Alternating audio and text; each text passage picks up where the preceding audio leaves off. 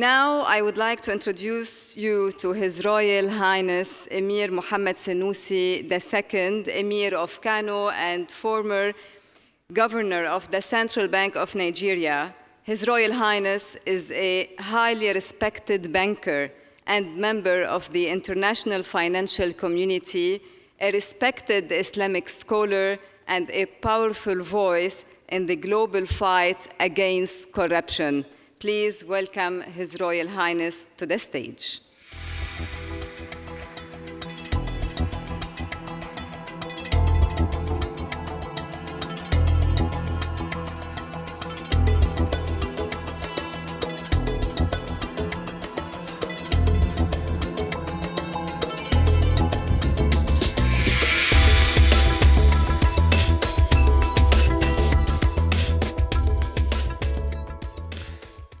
Welcome, ladies and gentlemen. Your Highness, a very warm welcome to you. We are delighted to have you with us here in Dubai. The last couple of times I think that you and I have spoken, we have been wrapped up in the snowy peaks of Davos for the World Economic Forum. So it makes a very, very nice change for us to be here in Dubai. Let me start big picture. A strong message here has been that the model of the Islamic economy has been extremely resilient in the face of many headwinds. How big a game changer do you think is the Islamic economy, is Islamic finance, not just for the region, but for the global economy? I think in a sense, a fundamental element of Islamic finance, which is its connection to the real economy, and goes to the heart of what economics should be. The fact that Islamic finance avoids speculation means that it may not be the biggest part of the world economy, but certainly it is the one that is most prepared for dealing with shocks. Now, obviously, the other building blocks have to be there. You've got to have a strong economic policy. You've got to have good risk management. You've got to have good personnel and technical skills. You've got to have technology. But all things being equal, an Islamic financial system that is linked to real production of goods and services is better prepared to cope with these shocks, and the world has a lot to learn from that. What do you think, Your Highness, threatens it most? Is it a lack of harmonization, or some might say standardization? Is it issues of corruption, of nepotism, of financial mismanagement, or a mix of all of that? I think the greatest challenge before Islamic finance is one of awareness, and the fact that you cannot separate branding from other brands. So when you say Islamic finance, at the same time you've got all sorts of things happening in the name of Islam that the world does not like, it could affect Islamic finance negatively. So you do have people in some parts of the world who think Islamic banks, for example, are involved in terrorist financing. It's ignorance, but it's something we've got to deal with. But in terms of acceptability, when you look at what's happening in the UK, when you look at Africa, you look at South Africa and Senegal, Gambia, Cote d'Ivoire, we are at a point where the world understands that these are products. The corruption in the sector is not more than the corruption in finance everywhere. The world financial centers are notoriously corrupt. Wall Street is not free of corruption. Maybe, in fact, the Islamic financial system has been less corrupt in that sense, in terms of actual cases of corruption. So that is not a problem. But awareness, yes, and the efforts of regulators to keep up with the fast pace of growth has to continue. You know, we'll come back to corruption and issues of financial mismanagement, but staying with Islamic finance and Islamic banking, one of the things we spoke about on a panel with chief executives of Islamic banks yesterday was this issue of convincing a sophisticated audience investor that you are different from the conventional banks out there. Is that one of the biggest challenges they face, would you say? I think that it's a challenge, but I think it's, again, it comes to awareness. If you actually put on the table the details of what you have and the nature of the risk-sharing arrangements that you have, most investors today would understand that. You're moving away from straight loans. I think most fund managers understand what's like to be in a profit-sharing arrangement. They know what's like to assess risks. They know what's like to forecast profitability. And when they see that you've done that homework, they would invest. Now, what I would not like to do is pretend that Islamic finance is always totally different from conventional finance. There are differences, but there are many areas in which there is convergence and there are similarities with some forms of ethical finance, for example.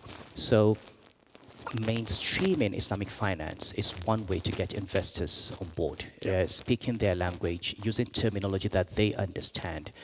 Maybe when you use sukuk, people don't understand the term. Maybe when you use musharaka or mudaraba, they don't understand the term. We could find an English equivalent that's as close to what they're used to as possible. And hey, you know, they've studied this in finance school, they've studied this in business school. Are they able to understand that? You know, another big issue we talked about yesterday, it was one of the main themes of that panel, was whether banks, and this is something we heard of in a session before that with Muhammad Yunus, whether banks are doing enough for the different Islamic economy sectors. Is the onus on the banks to help the economy? Should the economy perhaps be doing a little bit more to sell itself to the banks? What is your view on that? The problem with banks in general is that they're profit-making organizations, and when they build their portfolios, they build their portfolios in a manner that they see as the lowest risk, highest profit manner. So whether it's conventional or Islamic banks, as they grow, the tendency is that they would rather do a small number of very good loans than a very large number of risky loans that will have difficulty in managing. The challenge is the same challenge that regulators face when they deal with financial inclusion and trying to get financial services to the poor. It's about better research, better product offering and differentiation. It's about the use of technology. If you look at a bank like Equity Bank in Kenya, the use of mobile phones and technology has enabled them to deliver services to the poor. And I think it's about looking at what institutions like that in conventional banking have done. How do you use mobile phones? How do you use POSs? How do you use low-cost service delivery structures? How do you use agents to give loans and collect and monitor and manage? If you're able to do that in a risk-free manner, or fairly in a properly managed less risky manner, then the banks would do it, but it will take time.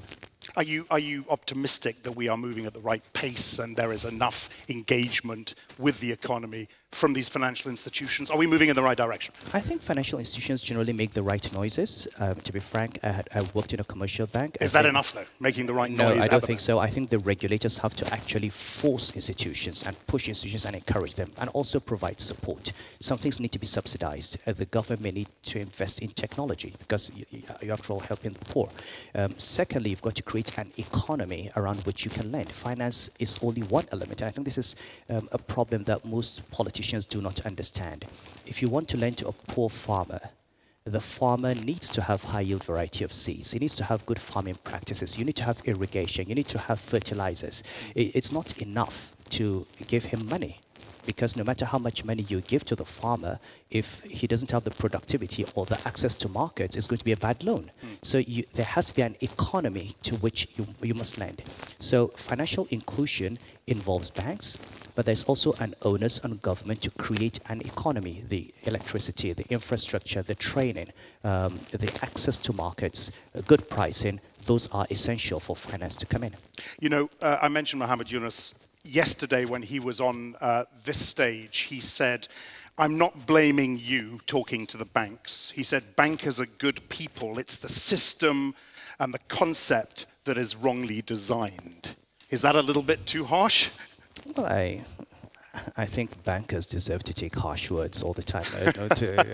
I'm not one, and I have been a banker. No, I met a group in Nigeria recently that's trying to set up an Islamic bank. And what they told me, very interestingly, was they talked to a number of banks. I think they talked to an Islamic bank in the Sudan. And what they found was that their microfinance banking model was extremely successful. And they would like to have an Islamic bank that is a microfinance bank. And I was excited about that. I haven't studied it in great detail. Obviously, Muhammad Yunus has done a fantastic job, and he's a very good example of what we can do with the poor. Many people have tried to replicate the model. Some have used it to extort. As you know, the microfinance model has been abused itself because the poor people are also vulnerable. They are uneducated. So you don't need to just have the products. You need to have the values and the character and the desire to actually help. If you approach it with the same profit maximizing mindset, you could actually find that microfinance banks are more exploitative than commercial banks. So the whole idea of regulation is extremely important, and the idea that you're going to make a lot of money over a very large number of diversified assets rather than a very small number of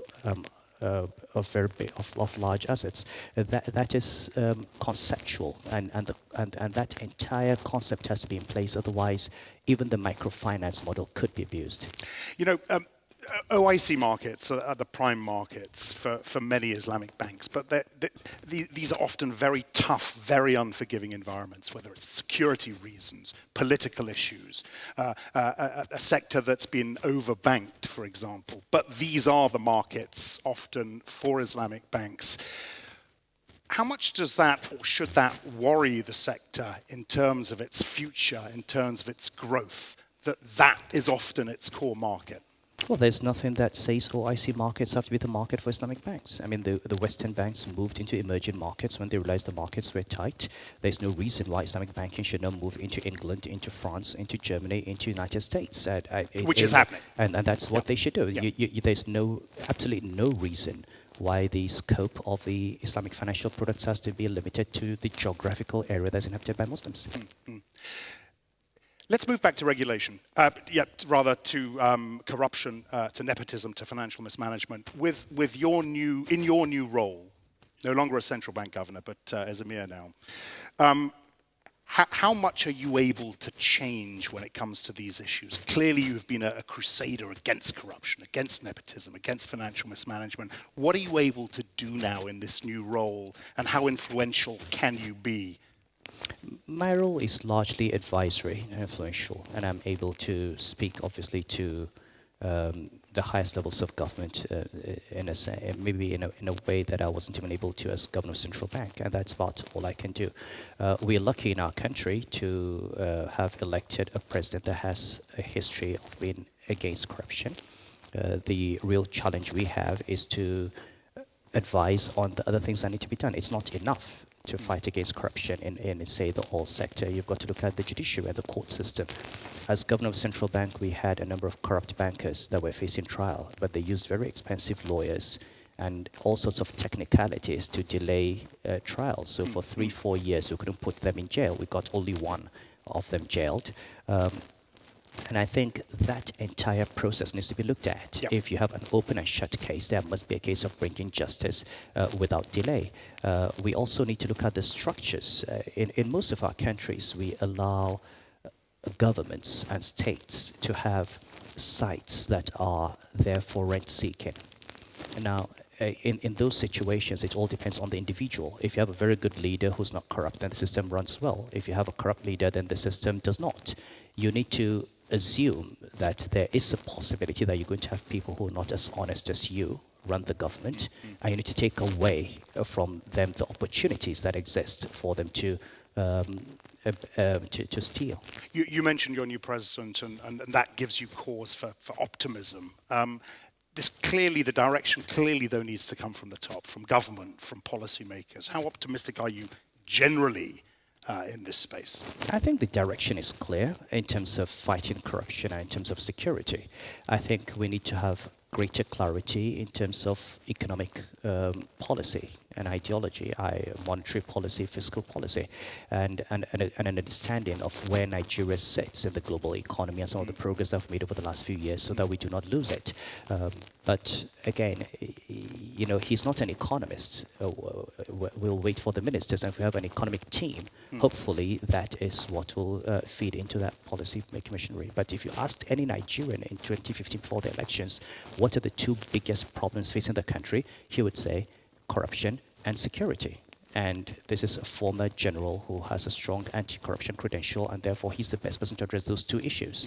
But having addressed those two, it's not enough. You've got to still build an economy, have growth, infrastructure, education, healthcare, and that's why he needs a team around him. And we will come back to those foundations in just a second, but before we do, I want to talk to you about the macroeconomic context. In 2013, when we spoke, again in Davos, you were wrapped up in your scarf in the snow, as was I. Africa was the darling of the markets. Emerging markets were the darling of the international community. There is a sense now, since then, that investors are running for the exits. How concerned are you for Nigeria's growth and indeed growth in the region? Well, first of all, the nature of investments that have been attracted by emerging markets have always been short-term investments, portfolio flows, which tend to come in very quickly and then fly out very quickly. And I think that we've understood from previous crises. If you look at the Asian countries, the fundamentals in terms of having moved forward a structural reform, if you look at Malaysia, look at Thailand, look at China, the fundamentals remain strong. In Africa, unfortunately, for most of the big economies, structural reform has not moved very fast. You do have very, very good examples in Africa. Ethiopia has done a tremendous amount of work in terms of structural reform. If you look at what they've done with coffee, what they've done with leather, what they've done with cement, you'll be impressed. If you look at some of the progress made by Tanzania and Kenya, again, you're impressed. The sad thing about Africa is that the biggest economies, South Africa, Nigeria, Egypt, Algeria, are suffering from huge governance problems. And those governance problems are not very good for investment. So we need to address those governance problems. We need to have greater clarity on economic policy. The response of monetary and fiscal authorities, say in my country, to the collapse in oil price, in my view, could have been much better. The management of the exchange rate has not been the appropriate. I don't think the idea of a fixed exchange rate at this point in time in the face of falling oil prices is a wise idea. So you're saying, and I don't want to go too much into Nigerian economics, but you're saying you do not agree with the current policy of the central bank in Nigeria? I think there would have been better choices because you made a choice to protect the exchange rate and reserves, and you allowed the real economy to suffer. When you have 167 million people, you cannot afford to have economic growth of 2% when you're moving at 7%. I would rather have a weaker currency supported by foreign inflows, okay, and maintain import levels and have economic growth. Imports have shrunk 30%, and that's huge by any standards, and that has really affected economic growth. How worrying, just quickly, bigger picture, stepping even further back, this imminent lift-off, increase in interest rates in the United States, quantitative easing in Europe, throw the oil price in there as well. Just how worrisome is the really big macroeconomic context for you now? Well, the end of QE, obviously, and the reversal of QE is going to lead to a slowdown in capital flows to emerging markets, and that will have an impact on exchange rates. Now, it depends on the countries. The countries that have had very strong structural reforms and have export-driven growth will benefit from it. Those countries that are dependent on domestic consumption are going to hurt. The major concern for me is that the emerging markets in general are less prepared in 2016 in terms of the balance sheets of governments to pursue counter-cyclical policies than they were in 2007, 2008. Many of them had huge fiscal buffers at that time. They had huge fiscal surpluses. They had huge reserves. And now we're going into a world where reserves have shrunk. Those buffers have been spent in fighting the last crisis, and it's not been long enough for them to have fully recovered. So even in the best of circumstances, emerging markets are going to have a difficulty if there is a big hit today. How long is it going to go on? I don't know. I think it's a question of how well the United States and the big economies manage their economy. I mean, we have always known China was going to slow down. Chinese growth could not continue inevitably forever. We always knew that the investment bubble in China would bust, the construction bubble would bust. I think everybody knew that, apart from the Chinese, or maybe they did and they didn't say it. I think the UK has done extremely well. Europe is now facing a migrant crisis, and you must remember that the situation in the Middle East, the issues with migration, the issue with oil prices have not helped. I do hope that Saudi Arabia and the big oil producers do understand that this scorched earth policy of creating a glut in the market is going to hurt everyone. And there is a need to firm up the market and get better prices for all of us. You have talked a lot about, in your own country, about an uneven society, about poverty, about unemployment, lots of reasons for the youth of today to be radicalized. What do you think governments need to prioritize to protect the welfare of the young, of their people, and indeed try and prevent this sort of radicalization? Something I picked up from Muhammad Yunus's statement yesterday at the opening was the importance of looking at people as a center of economic policy, that economy is about people. I think for too long we've looked at numbers. We look at GDP, we look at GDP growth, we look at inflation, we look at exchange rates, we look at capital market indices. We're not looking at the human beings. And when you now begin to look at life expectancy, you look at child enrollment, you look at number of graduates, you look at jobs, look at adult literacy, you begin to see the real impact of the economy. So, and very often you have countries that show the very best indices on GDP and foreign investments and so on, showing the worst indices when you look at the numbers. Now, if you take my country, for a long time, people counted Nigeria as one of the richest countries in Africa because we had oil. And nobody actually focused on the human development indices in certain parts of the country. Now, the most insecure parts of the country, the north and the northeast in particular, have for a very long time been poorer than neighboring countries. If you looked at the HDIs, Borno and Yobe, which is northeast of Nigeria, has been poorer than Niger and Cameroon and Chad for a very long time. So one is not surprised that that is the area where you have the highest level of instability. And a lot of the time, people talk about Islam and extremism, but it's not about Islam. You look at Latin America in the 70s, you look at South Africa during the ANC. Whenever you have marginalization, whenever you have poverty, whenever you have lack of opportunity, people are going to pick up something, and it's going to be an identity. These guys in Boko Haram don't even pray. They don't understand Islam. There is nothing Islamic about them, but they adopt it because it's a useful tool to express this. Let's talk briefly about the handling of Boko Haram. Are you satisfied with what's being done now, that ultimately the root cause is being addressed? I don't think the root cause has been addressed, but to address the root cause, we have to address the problem at hand. And at the moment, we have a war. We have a group that's killing people, and therefore there has to be a military solution in the short term. But the military solution cannot be the final solution. The root cause has to go back to education, healthcare, opportunities, and economic growth, and investments in those areas. And until we do that, if it's not Boko Haram, it could be something else. It could be ethnicity, it could be race, it could be. It depends on what is the identity that offers the greatest opportunity for being appropriated for the purpose of expressing resentment and anger. And it's the same thing with Libya and Tunisia and Yemen and everywhere. If you have a large number of youth who are not employed, then they're going to find something that they're going to use to express their resentment against the system. So we do have to ask, what are those things that we are having in our societies that make us sit on a time bomb? And we need to diffuse that time bomb long term.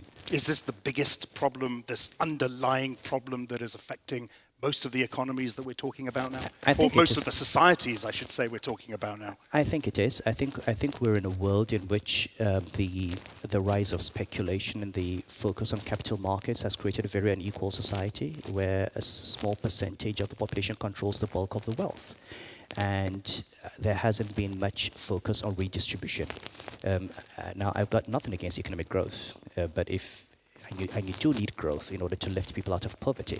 But as you grow, you must make sure you don't leave the large part of your population behind. And this is really where politics comes. It's about political choices.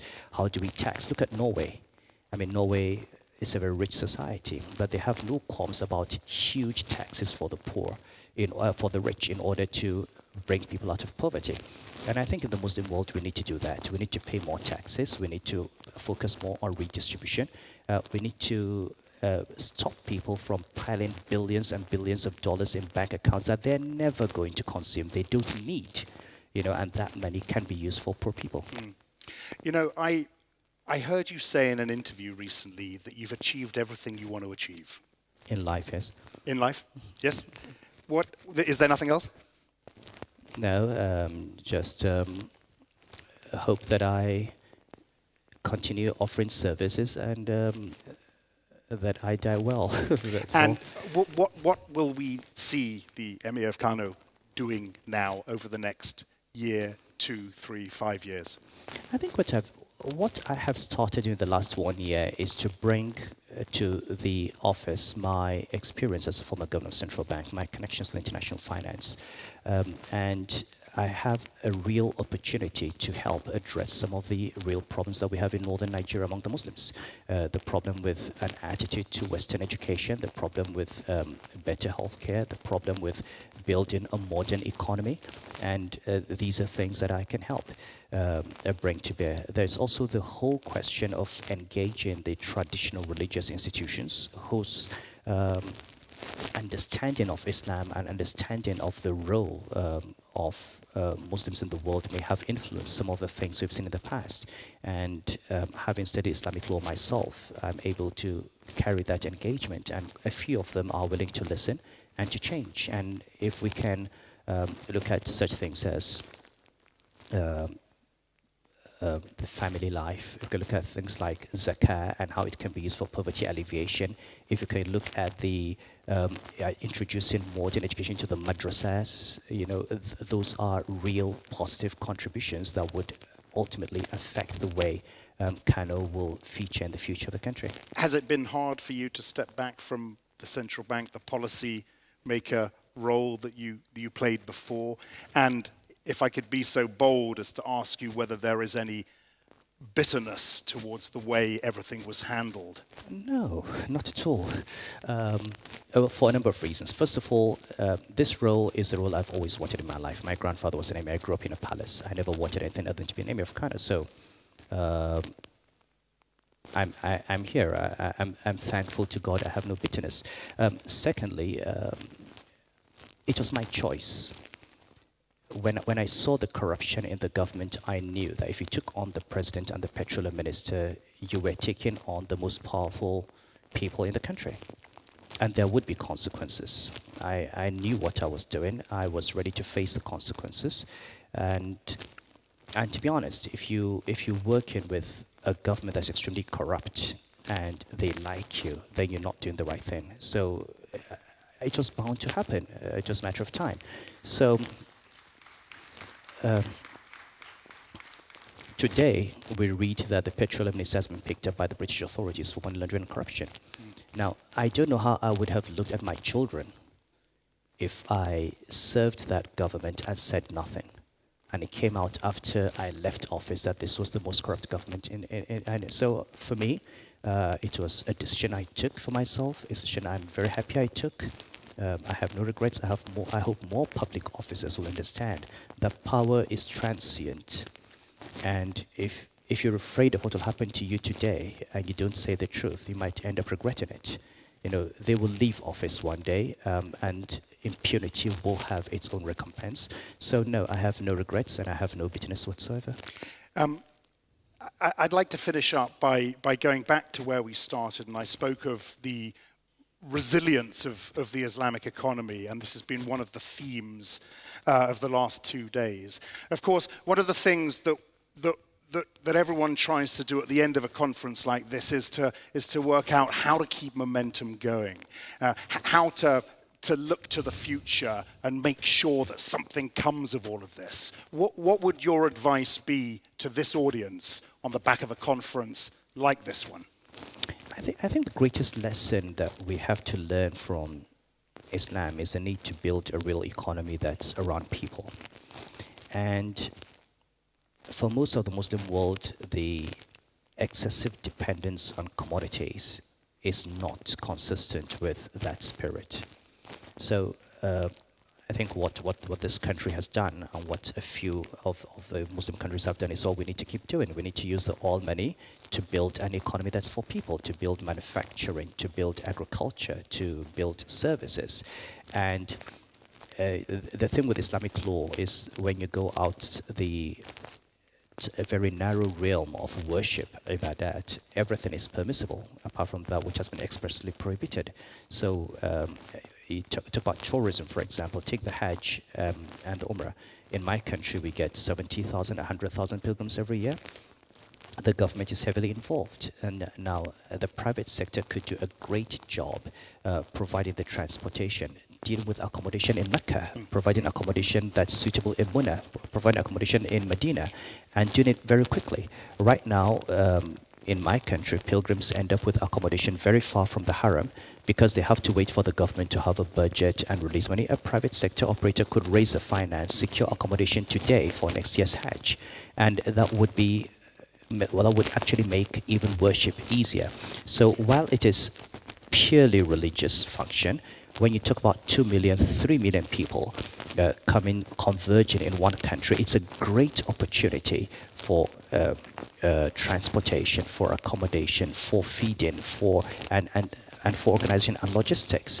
If you look at the tragedy around the Hajj, what happened in the last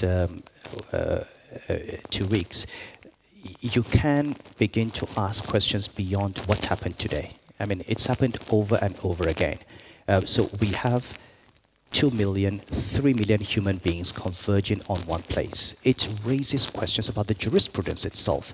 And it's the job, I think, of the Muslim world to ask the scholars, is it really conceivable? Is it really possible for 3-4 million people to converge in one place, a very tight corner of Saudi Arabia, for 3 days? Or are there resources in Islamic law that make it possible to free up some of this congestion and make it possible to perform these rites without the kind of risks that we're facing? And I do think there are, and it's an engagement that we need to have. Your Highness, I am going to stop our conversation there. I want to thank you very much indeed for your insight. It's been a great pleasure to meet you again, and in these surroundings and in these temperatures, I must say. Thank you, Axel. His Highness Emir Muhammad Sanusi II, thank you very much indeed. Thank you, Axel. Thank you very much.